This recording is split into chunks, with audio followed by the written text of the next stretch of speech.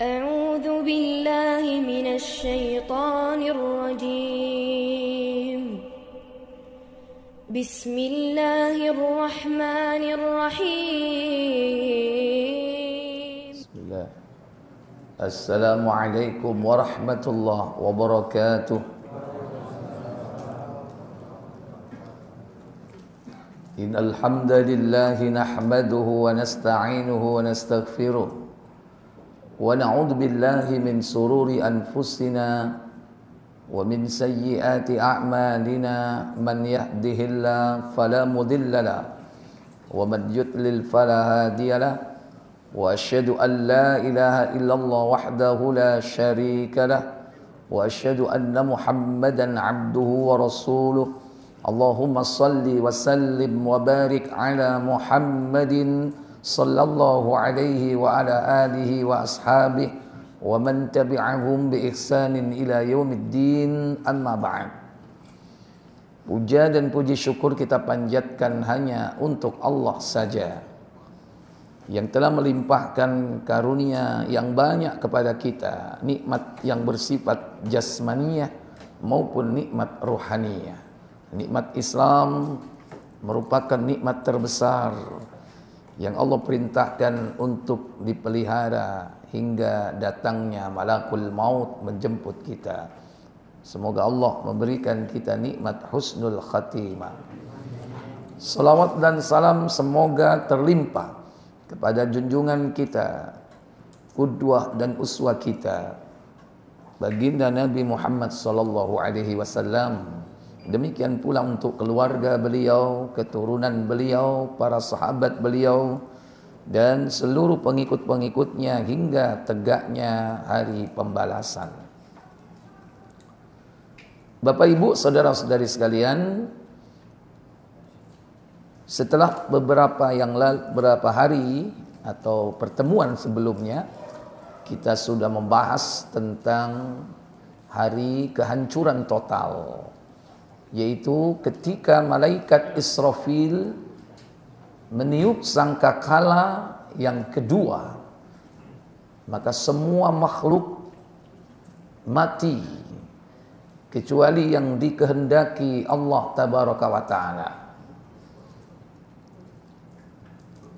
Maka ketika tiupan yang kedua, saat seluruh apa yang ada di langit dan di bumi ini Allah binasakan, dalam sebuah riwayat bersumber dari Aisyah radhiyallahu taala anha, ketika ditanya Rasulullah sallallahu alaihi wasallam, di mana pada saat itu manusia? Maka Nabi menjawab, ala sirat, pada saat itu berada di atas sirat. Itu menandakan bahwa di antara yang tidak dihancurkan ketika terjadi kiamat, sebagaimana beberapa pendapat dari para ulama, di antaranya Imam Ibnul Qayyim Al-Jauziyah dalam kitabnya Ar-Ruh, kemudian Imam Ibnu Hajar Al-Asqalani dalam Fathul Bari, kemudian Imam Ibnu Taimiyah, bahwa ada makhluk-makhluk yang tidak mati ketika itu, yaitu ada surga dan penjaganya, ada neraka, demikian pula bidadari-bidadari yang ada di surga. Maka yang Allah hancurkan, yang Allah binasakan itu adalah langit dan bumi. Langit dan bumi yang kita tempati ini sebelum nanti diganti dengan langit dan bumi yang baru.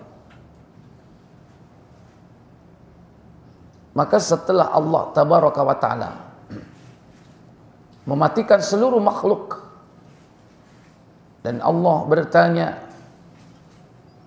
milik siapa kepunyaan hari ini? Maka Allah sendiri yang menjawab, lillahil wahidil qahhar, yaitu milik Allah yang maha tunggal dan maha perkasa. Ainal mujabbarun? Mana orang-orang yang sewenang-wenang itu? Ainal mutakabbirun? Mana orang-orang yang sombong itu? Maka setelah peristiwa itu Allah menghidupkan yakni malaikat Israfil untuk meniup sangkakala yang terakhir, yaitu sangkakala yang ketiga.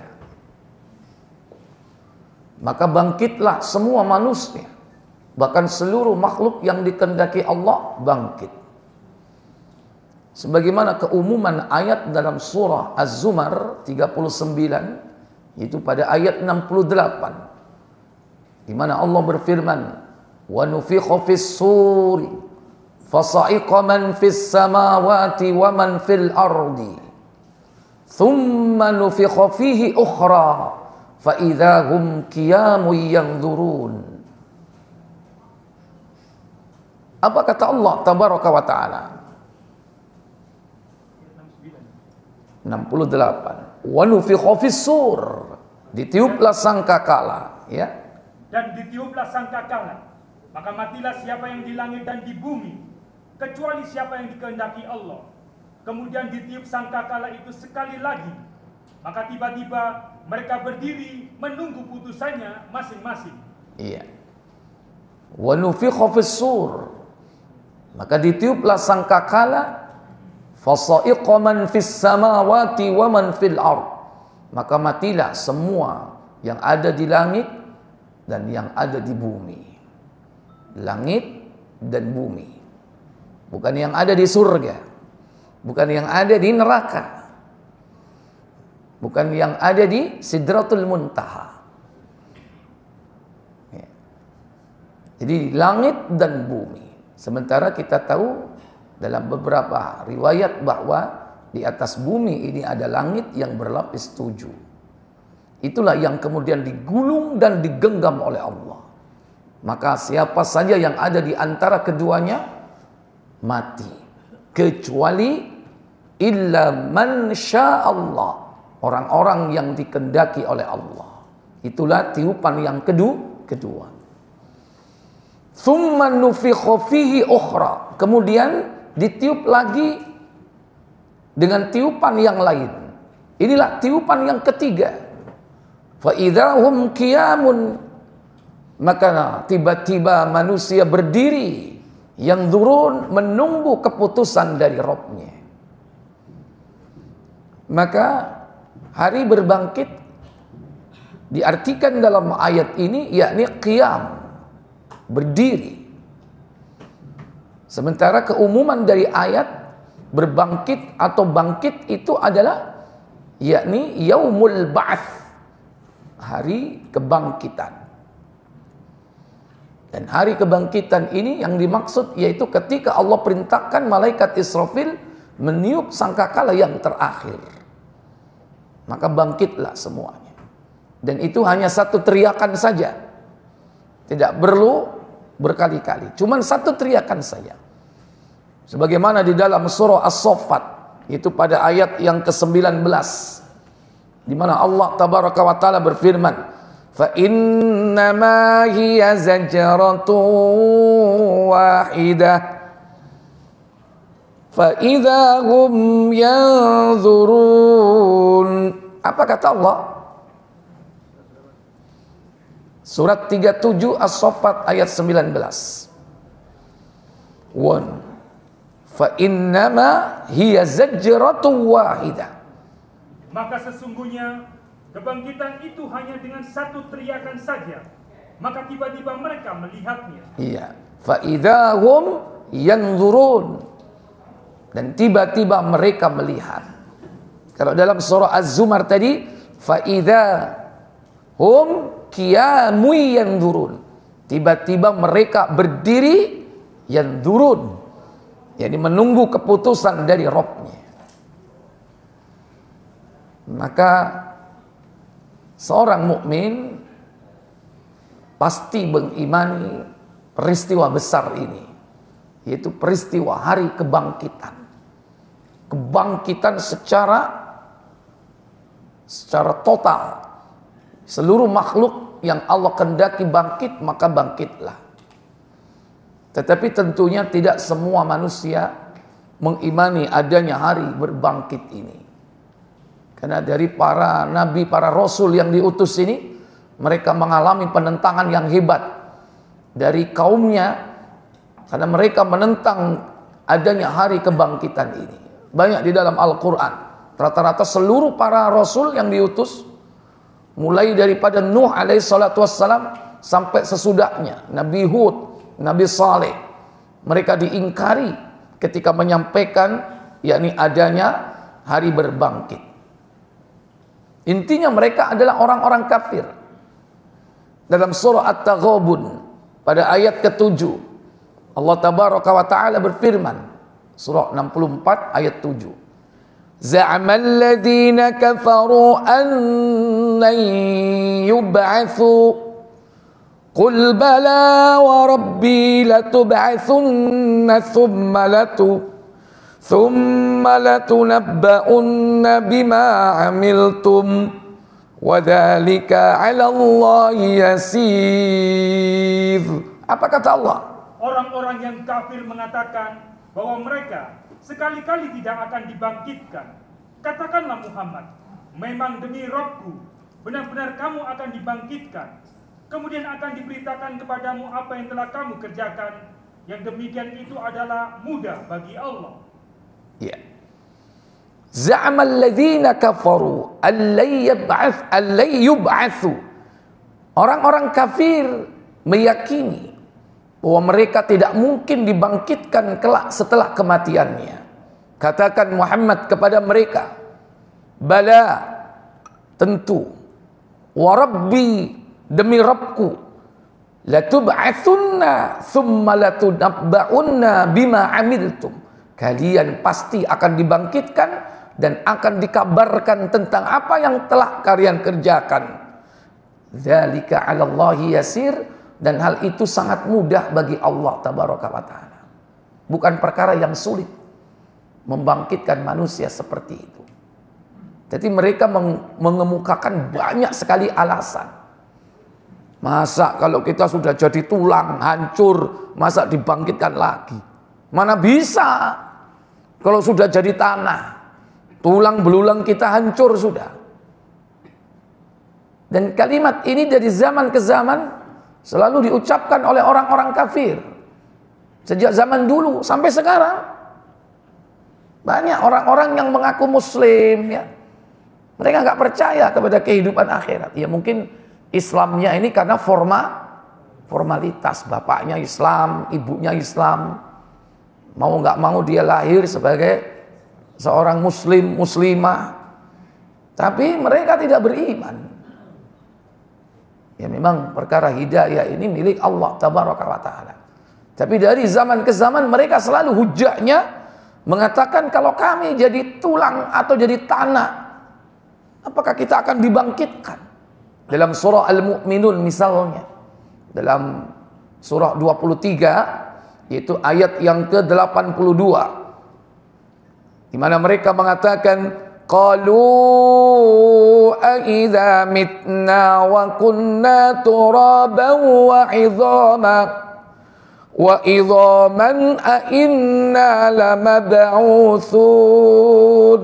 Apa katanya? Mereka berkata, apakah betul apabila kami telah mati dan kami telah menjadi tanah dan tulang belulang, apakah sesungguhnya kami benar-benar akan dibangkitkan? Iya.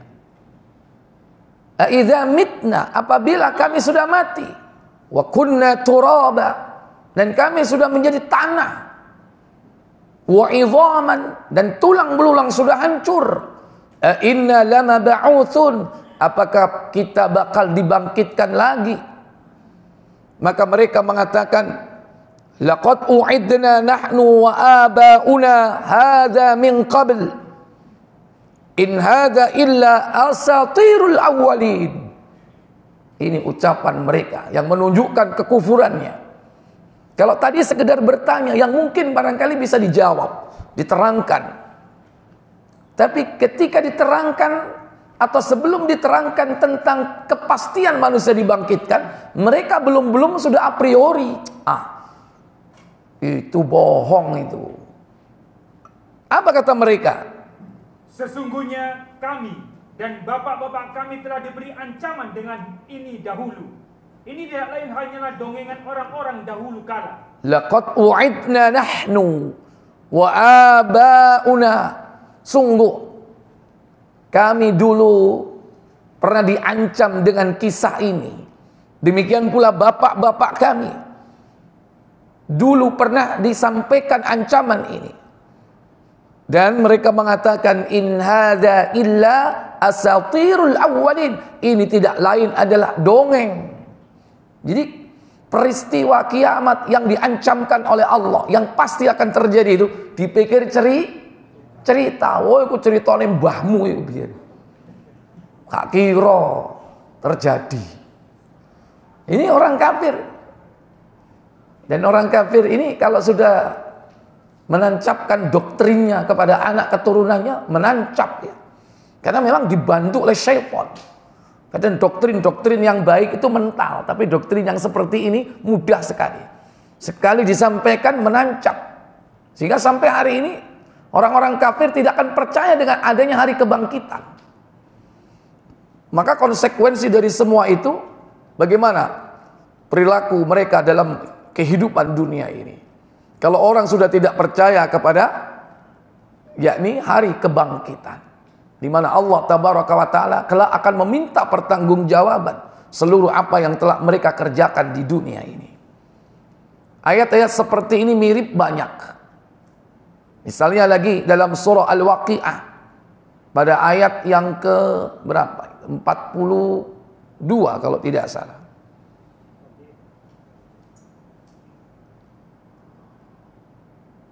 Ini kisah tentang orang-orang yang disebut dalam surah Al-Waqi'ah sebagai ashabus shimal.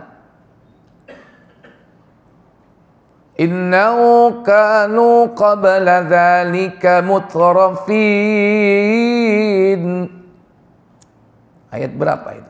Sesungguhnya mereka dulu ketika hidup di dunia ini mereka berfoya-foya. 45. Silakan.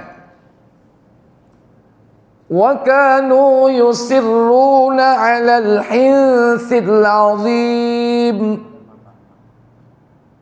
Surah 56. Al-Waqi'ah ayat 45. Sesungguhnya mereka sebelum itu dahulu hidup bermewah-mewahan. Mereka hidup bermewah-mewahan. Itulah orang-orang kafir. Maka digambarkan dalam hadis bagaimana kehidupan mereka dunia ini bagaikan surga. Mereka hidup berfoya-foya, bermewah-mewahan. Wa kanu yusirruna 'alal hinsil 'azim. Apa katanya? Dan mereka terus-menerus mengerjakan dosa besar. Ya. Mereka terus-menerus mengerjakan dosa-dosa. Kata Nabi, ad-dunya sijnul mu'min wa jannatul kafir. Dunia ini penjara bagi orang mukmin dan surga bagi orang kafir. Bagaimana surga itu? Mereka hidup bebas, mangan sembarang, ngombe sembarang, berbuat semaunya, nggak takut sama hukum Allah. Yang ditakuti hanya hukum manusia. Sementara hukum manusia bisa disiasati atau tidak? Bisa dibeli atau tidak? Bisa kompromi atau tidak? Sementara hukum Allah tidak bisa. Mereka hanya takut kepada manusia. Makanya hidupnya di dunia ini menghalalkan segala cara. Asal tujuan tercapai. Inilah orang-orang kafir. Mereka hidup berfoya-foya, bersenang-senang dalam kehidupan dunia ini. Kemudian ketika diterangkan, diingatkan bahwa dia akan dibangkitkan nanti, mereka tidak akan percaya. Wa kanu yaquluna a idza mitna wa kunna turaban wa 'idhaman a inna lamab'utsun. Apa kata Allah? Dan mereka selalu mengatakan, apakah bila kami mati dan menjadi tanah dan tulang belulang, apakah sesungguhnya kami akan benar-benar dibangkitkan kembali? Iya. Sama. Kalau kami sudah jadi tanah, jadi tulang belulang, apakah kami akan dibangkitkan kembali? Iya. Maka Allah tabaraka wa ta'ala menjawab pada ayat berikutnya, awa aba'unal awwalun. Mereka masih tetap bertanya, apakah termasuk bapak-bapak saya dulu yang sudah mati? Qul, katakan Muhammad, innal awwalina wal akhirin lamajmu'una ila miqati yaumin ma'lum. Apa kata Allah? Katakanlah Muhammad, sesungguhnya orang-orang yang terdahulu dan orang-orang yang terkemudian benar-benar akan dikumpulkan di waktu tertentu pada hari yang dikenal. Iya. Semua akan dikumpulkan oleh Allah tabaraka wa ta'ala, yaitu pada hari kiamat nanti. Dan tentu akan diminta pertanggungjawaban di hadapan Allah tabaraka wa ta'ala. Dalam riwayat yang lain, itu surah 17 Al-Isra pada ayat yang ke-49. Wa qalu a idza kunna 'idhaman wa rufata a inna lamab'utsuna khalqan jadida. Apa kata Allah? Dan mereka berkata, apakah bila kami telah menjadi tulang belulang dan benda-benda yang hancur, apa benar-benarkah kami akan dibangkitkan kembali sebagai makhluk yang baru? Iya. A inna lamab'utsuna khalqan jadida. Apakah kami nanti akan dijadikan seperti semula atau bahkan makhluk yang baru? Inilah ucapan-ucapan orang-orang kafir yang Allah sebutkan di dalam Al-Quran. Bagaimana orang-orang kafir ini tidak percaya akan adanya hari kebangkitan. Dia lupa bahwasanya Allah tabaraka wa ta'ala pasti akan membangkitkan mereka. Mereka lupa. Ayahsabul insanu an najma'a idhama. Mereka mengira bahwa mereka tidak akan dikumpulkan tulang belulangnya. Itu ada dalam surah Al-Qiyamah. Coba surah 75.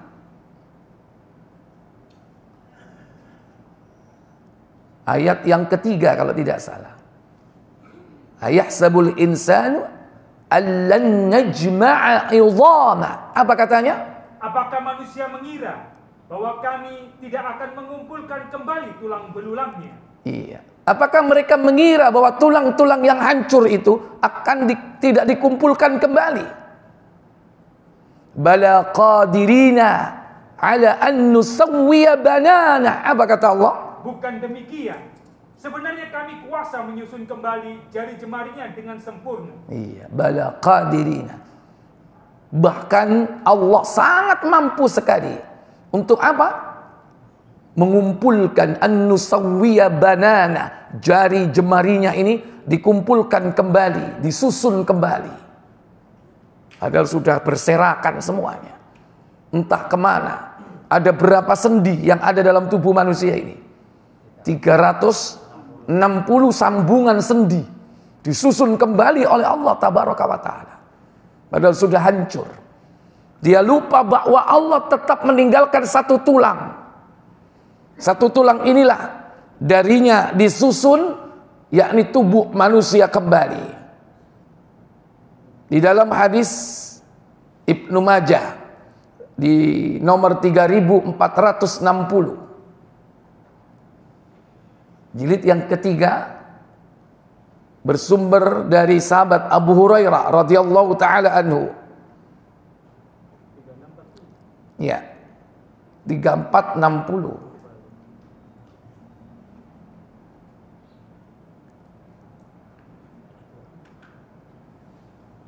Dari Abu Hurairah radhiyallahu anhu ia berkata, Rasulullah SAW bersabda, apa sabda beliau? tidak ada sesuatu pada diri manusia melainkan akan usang dan menyisakan sebatang tulang, yaitu pangkal ekor. Iya. laisa syai' minal insani illa yabla. Tidak ada sesuatu apapun yang ada pada tubuh manusia melainkan akan hancur. Illa 'udman wahidan, kecuali hanya satu tulang yang tidak dihancurkan. Apa itu? Wa huwa ajbudz zanab. Itulah yang disebut dengan ajbudz zanab, tulang ekor. Kenapa tulang ekor itu? Dan darinya semua makhluk disusun kembali pada hari kiamat. Wa minhu yuraqqabul khalqu yaumal qiyamah. Pada hari dengan tulang belulang, dengan tulang ekor itulah Allah kemudian akan menyusun kembali tubuh manusia yang hancur itu. Jadi tulang ekor ini masih ada, Pak. Tapi ojo mau goleki nang kuburan. Cari tulang ekornya ini tidak akan hilang, tetap ada. Sementara yang lainnya bisa hancur, tapi tulang ekor tidak. Dari situlah nanti akan disusun kembali tubuh manusia. Ya barangkali di tulang ekor itulah terdapat apa? Mungkin copy paste. Apa? Ada database ya di situ. Untuk menduplikasi ulang atau menghidupkan kembali. Tentu ini ada pada ilmu Allah tabaraka wa taala. Yang kita sama sekali tidak akan memiliki ilmu tentang itu. Ikhwatal iman a'azzani Allah wa iyyakum. Maka setelah ditiup, bangkitlah makhluk, terutama manusia, yang akan diminta pertanggungjawaban di hadapan Allah, di samping jin. Maka manusia yang pertama kali nanti dibangkitkan oleh Allah tabaraka wa ta'ala tidak lain adalah Nabi kita Muhammad sallallahu alaihi wasallam. Akan tetapi begitu beliau mengangkat kepalanya, beliau sudah melihat, yakni Nabiullah Musa sudah berpegang tiang arash. Sehingga dari hadis itu, dalam riwayat itu Nabi kemudian mengatakan, aku tidak tahu apakah Nabi Musa dibangkitkan terlebih dahulu sebelum aku, ataukah dia termasuk yang dikecualikan tidak mati ketika tiupan sangkakala yang kedua. Dalam sebuah riwayat, yakni Tirmidzi, juga ada di dalam hadis Ibnu Majah di 3467, supaya enggak meloncat, tetap ke Ibnu Majah 3467. Juga diriwayatkan dari sahabat Abu Hurairah radhiyallahu taala anhu.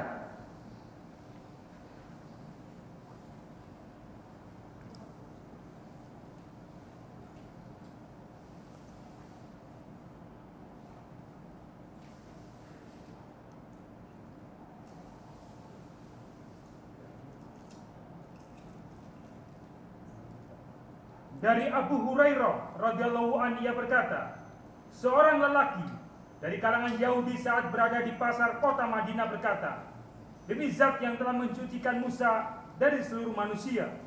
Maka seorang lelaki dari kalangan Ansar mengangkat tangannya dan menamparnya. Iya.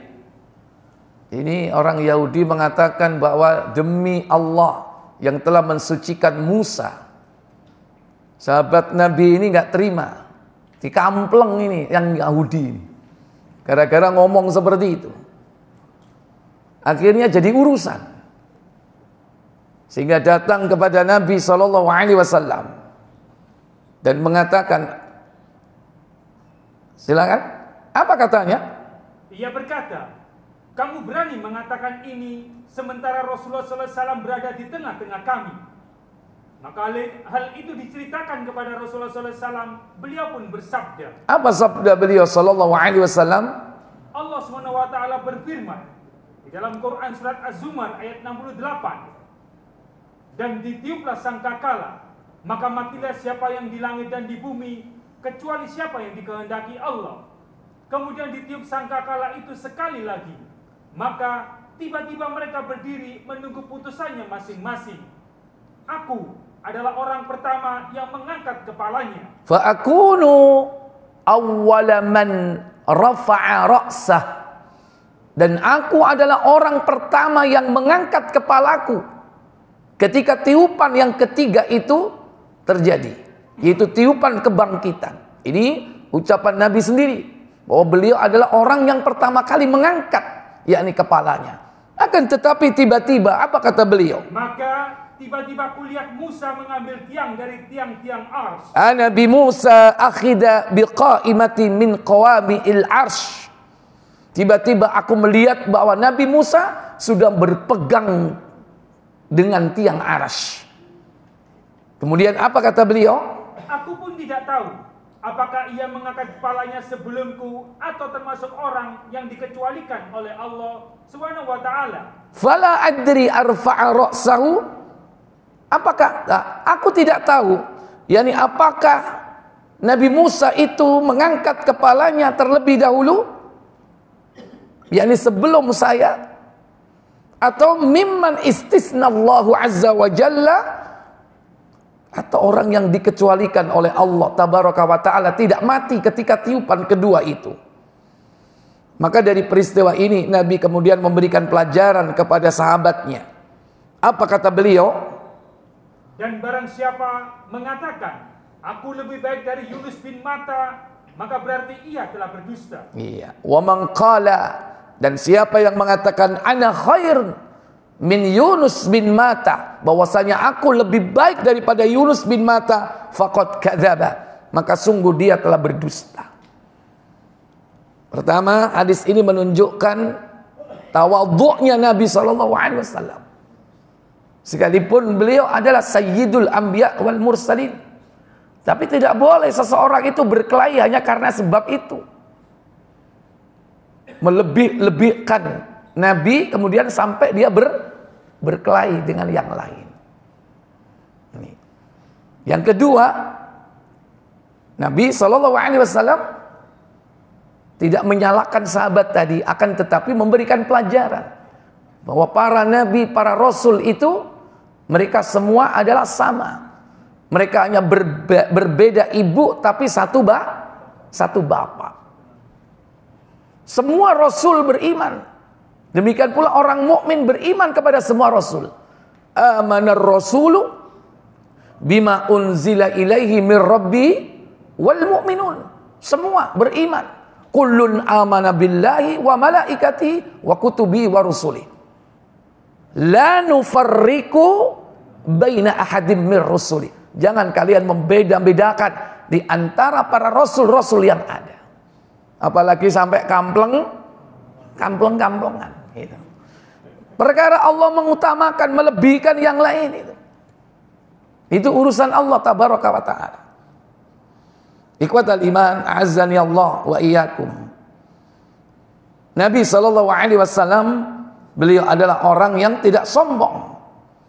Beliau tawadhu. Dalam sebuah riwayat hadis di nomor yang berikutnya 3496 dari sahabat Abu Sa'id Al-Khudri, bahwasanya Nabi SAW menunjukkan keutamaan dirinya dari yang lain. Akan tetapi beliau tidak fakhra, merasa bangga diri dan sombong. Silakan. Dari Abu Sa'id Al-Khudri radhiyallahu anhu, ia berkata, Rasulullah SAW bersabda, aku adalah pemimpin anak Adam dan tidak sombong. Ana sayyidu waladi Adam. Aku adalah pemimpin anak cucu Adam. Wala fakhra, akan tetapi aku tidak sombong. Kemudian, dan aku adalah orang yang pertama dibukakan bumi atau dibangkitkan pada hari kiamat dan tidak sombong. Wa ana awwalu tanshaqul ardu, dan aku adalah orang pertama yang dibangkitkan dari kubur, dikeluarkan dari kubur atau dikeluarkan dari bumi ketika saat yakni hari kebangkitan. Wala fakhra, tetapi aku tidak sombong. Kemudian, aku adalah orang pertama yang memberi syafaat dan dimintai syafaat dan tidak sombong. Wa ana awwalu syafi'in wa awwalu musyaffa' wala fakhra. Aku adalah orang yang memberikan syafaat dan pertama kali yang dimintai syafaat. Tapi aku tidak sombong, kata Nabi SAW. Kemudian, bendera pujian berada di tanganku pada hari kiamat dan tidak sombong. waliwa'ul hamdi biyadi. Bendera pujian itu ada di tanganku, wala fakhra, tetapi aku juga tidak sombong. Nah, satu disebutkan di sini apa? Bahwasanya beliau adalah orang yang pertama kali tansyaqul ardu yaumal qiyamah, yang bumi dibukakan oleh Allah untuk beliau, sehingga beliau bangkit mengangkat kepalanya. Tetapi Nabi SAW tidak sombong. Oleh karenanya, para bapak saudara sekalian, seorang mukmin wajib mengimani adanya hari kebangkitan. Dan itu merupakan kesempurnaan daripada keimanannya. Maka seseorang itu akan sempurna imannya, yakni apabila dia beriman atau yakin, yakni kepada hari berbangkit. Kalau dia tidak percaya, maka bisa jadi dia termasuk orang kafir. Dalam sebuah hadis diriwayatkan oleh Imam At-Tirmidzi bersumber dari sahabat Ali bin Abi Thalib di nomor 2145, bahwasannya seseorang tidak akan dianggap mukmin beriman dengan sempurna imannya itu apabila dia tidak beriman kepada perkara yang 4, katanya. 2145 Tirmidzi. Dari Ali radhiyallahu anhu, ia berkata, apa katanya? Rasulullah SAW pernah bersabda, apa kata beliau? Tidaklah seorang hamba dianggap beriman secara sempurna hingga ia beriman terhadap 4 hal atau perkara. La yu'minu 'abdun hatta yu'mina bi arba'. Seorang tidak akan sempurna imannya kecuali apabila dia beriman kepada 4 perkara. Apa saja? 1. Bersaksi bahwa tidak ada ilah selain Allah dan aku, Muhammad, adalah utusan Allah. Iya. Yashhadu an la ilaha illallah wa anni Muhammadur Rasulullah. Yani persaksian atau bersaksi bahwa tidak ada ilah sesembahan yang hak kecuali Allah, dan aku adalah, yakni Muhammad SAW adalah utusan Allah. Yang kedua, dia mengutusku dengan kebenaran. Ba'atsani bil haq. Dia telah mengutusku dengan kebenaran. Yang ketiga, beriman terhadap kematian. Wa yu'minu bil maut. Beriman kepada kematian. Dan yang ketiga, kebangkitan setelah kematian. Wa bil ba'tsi ba'dal mauti. Dan juga beriman kepada kebangkitan setelah kematian. Termasuk ketiga. Ini yu'minu bil mauti wa yu'minu bil ba'tsi ba'dal maut. Beriman kepada kematian dan beriman kepada hari kebangkitan sesudah kematian. Baru kemudian yang keempat, dan beriman dengan qadar. Wa yu'minu bil qadar. Dan beriman kepada takdir. Jadi ada 4 perkara. Jika 4 ini sudah diimani dengan benar, maka iman seseorang itu sempurna. Yakni persaksian bahwa tidak ada ilah kecuali Allah, Muhammad sebagai utusan Allah. Kemudian beriman yaitu kepada diutusnya Nabi SAW. Ba'atsani bil haq. Bahwasanya aku diutus dengan kebenaran. Kemudian beriman kepada apa? Yu'minu bil mauti. Beriman dengan kematian. Dan juga beriman kepada bil ba'tsi, hari kebangkitan. Baru kemudian bil qadri, beriman kepada takdir. Maka seorang mukmin kelak akan dibangkitkan oleh Allah tabaraka wa taala di bumi yang berbeda dan juga langit yang berbeda. Pada saat itulah dia akan dibangkitkan oleh Allah tabaraka wa taala, yaitu sesuai dengan niatnya masing-masing ketika dia mati. Di dalam sebuah hadis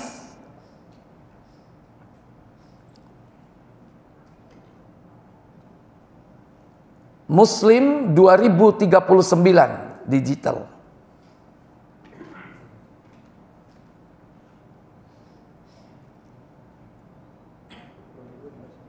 Ya, 2039.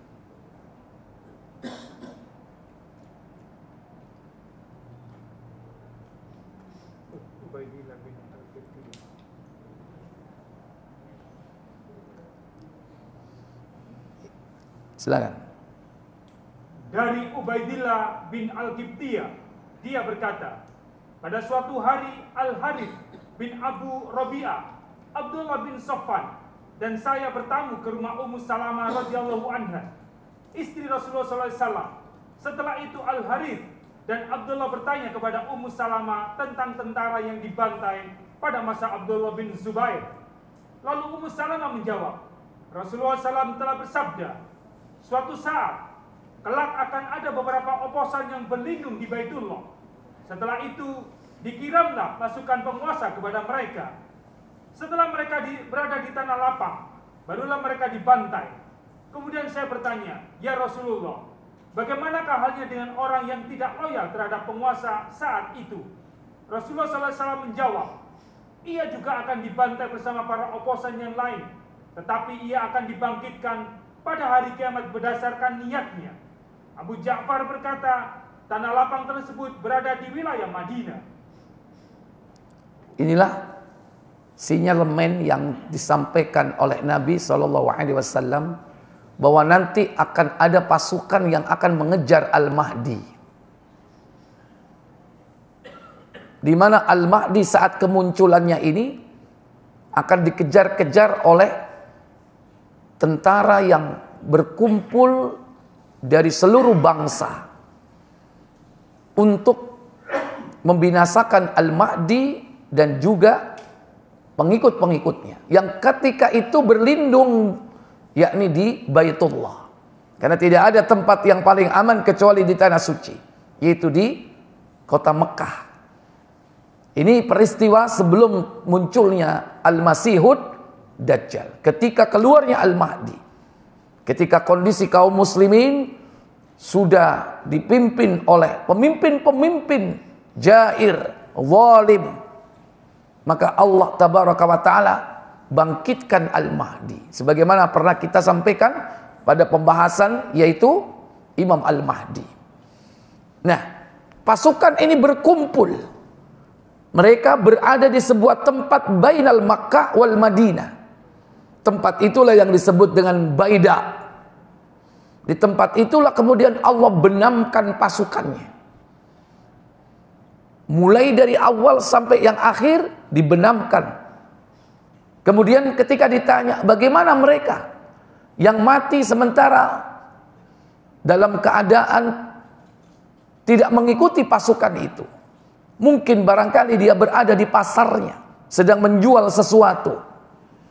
Maka Nabi SAW mengatakan bahwa nanti Allah tabaraka wa ta'ala akan membangkitkannya, yakni sesuai dengan niatnya masing-masing. Riwayat ini juga disebutkan atau didukung dalam sebuah riwayat dari Ummu Salamah dari Nabi SAW,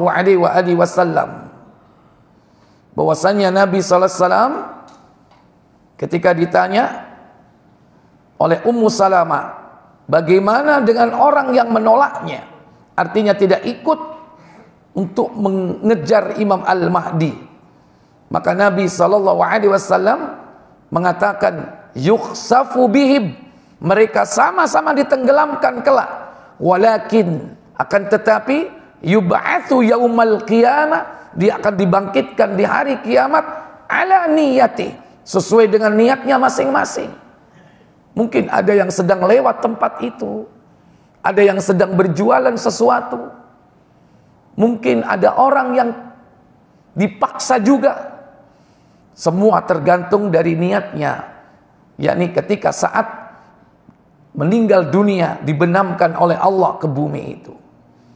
Yang kedua, yaitu dibangkitkan sesuai dengan amalnya. Allah akan membangkitkan manusia masing-masing sesuai dengan amalnya, sebagaimana disebutkan dalam sebuah riwayat hadis yang bersumber dari Abdullah bin Umar radhiyallahu taala anhuma, bahwasanya Abdullah bin Umar mengatakan, sami'tu Rasulullah sallallahu alaihi wasallam yaqul, aku mendengar Rasulullah sallallahu alaihi wasallam bersabda, idza aradallahu biqaumin adaban, jika Allah menghendaki suatu kaum mendapatkan azab, asabal adabu, maka Allah akan timpakan azab tersebut kepadanya, man kana fihim, yakni sesuai dengan keadaan mereka. Thumma bu'itsu ala a'malihim, kemudian mereka kelak di hari kiamat dibangkitkan oleh Allah atas amal-amal mereka. Di riwayat Ummu Salamah disebutkan yub'atsu ala niyatihim, dibangkitkan atas niat-niat mereka. Dalam riwayat Abdullah bin Umar disebutkan bahwasanya Nabi mengatakan yub'atsu yaumal qiyamah ala a'malihim, yakni sesuai dengan amal perbuatan mereka. Wallahu a'lam. Sudah masuk, silakan diadzani dulu. Baik. Bahwa kelak manusia, para bapak ibu, akan dibangkitkan oleh Allah di hari kiamat itu, pertama sesuai dengan niatnya masing-masing. Sekalipun dia berada di sebuah tempat yang mungkin pada saat itu berkumpul orang-orang yang melakukan perbuatan dosa. Mungkin saat itu liwat tempat maksiat. Sementara pada saat itu Allah memberikan azab kepada seluruh tempat itu. Dibenamkan oleh Allah ke dalam bumi. Maka kelak dia akan dibangkitkan sesuai dengan niatnya sendiri-sendiri. Kenapa dia berada di tempat itu? Karena tidak mesti yang berada di tempat itu melakukan atau dengan niat yang jahat atau niat yang buruk. Demikian pula dibangkitkan sesuai dengan amalnya. Karena bisa jadi mereka memiliki berbeda bentuk amalnya, sekalipun dia berada di tempat yang sama. Yang satu berbuat dosa, yang satu tidak berbuat dosa. Mungkin di mata manusia melihat dia berbuat dosa karena berada di tempat yang sama. Nah, yang ketiga, ada kalanya juga seseorang itu dibangkitkan kelak di hari kiamat sesuai dengan keadaannya. Sesuai dengan keadaan orang itu ketika mati. Misalnya, ketika mereka mati dalam kondisi sedang berikhram, berarti sedang melaksanakan ibadah, baik haji ataupun umrah. Dalam beberapa riwayat hadis, pertama, yaitu di dalam Sahih Bukhari dan juga Muslim, bersumber dari Ibnu Abbas radhiyallahu taala anhuma.